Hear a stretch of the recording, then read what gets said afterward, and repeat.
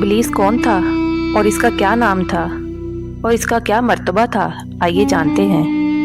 इब्लीस 80,000 साल तक फरिश्तों के साथ रहा, 40,000 साल तक जन्नत का खजांची रहा, 20,000 साल तक फरिश्तों को वाज करता रहा, 30,000 साल तक मुकर्रबीन का सरदार रहा, 1400 साल तक अर्श का तवाफ करता रहा। पहले आसमान पर इसका नाम आबिद था, दूसरे आसमान पर इसका नाम जाहिद था, तीसरे आसमान पर इसका नाम बिलाल था, चौथे आसमान पर इसका नाम वाली था, पांचवें आसमान पर इसका नाम तकी था, छठे आसमान पर इसका नाम कहाजान था, सातवें आसमान पर जब ये बुलंद मर्तबों पर फाइज हो गया तो इसका नाम इज़ाज़ील था, और अब लोहे महफूज पर इसका नाम इब्लीस है।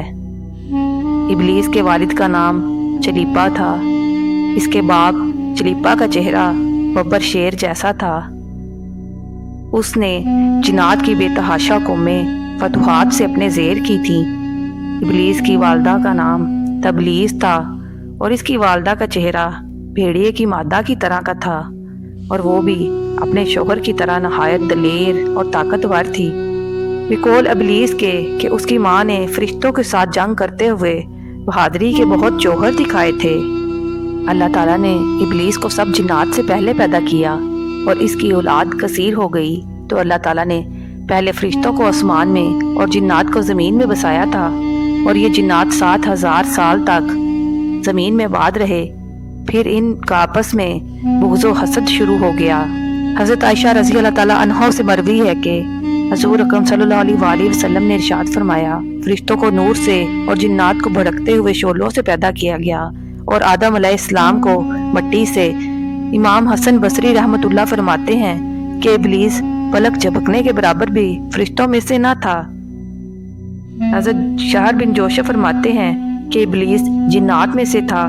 जब जिन्नात में ज़मीन में फसाद फैलाया तो अल्लाह ताला ने ज़मीन पर फरिश्तों का एक लश्कर भेजा। फरिश्तों ने उन्हें कत्ल किया और समुद्री जजीरों में धकेल दिया। इब्लीस इनमें से था जिन्हें फरिश्तों ने कैद कर लिया था और अपने साथ आसमानों में ले गए थे। जब मलाइका को सजदे का हुक्म दिया गया तो इब्लीस ने इनकार कर दिया, लानत का तोक अपने गले में डाल लिया। हज़रत अब्दुल्ला बिन मसूद फरमाते हैं कि इब्लीस आसमान पर फरिश्तों का सरदार था। इसका नाम इज़ाज़ील था और इसकी कुनियत अबू किरदौस थी।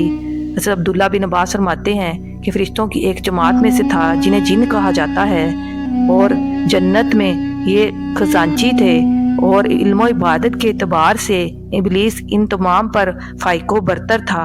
इसके 4 पर थे। फिर अल्लाह ताला ने इसको शैतान मरदूद बना दिया।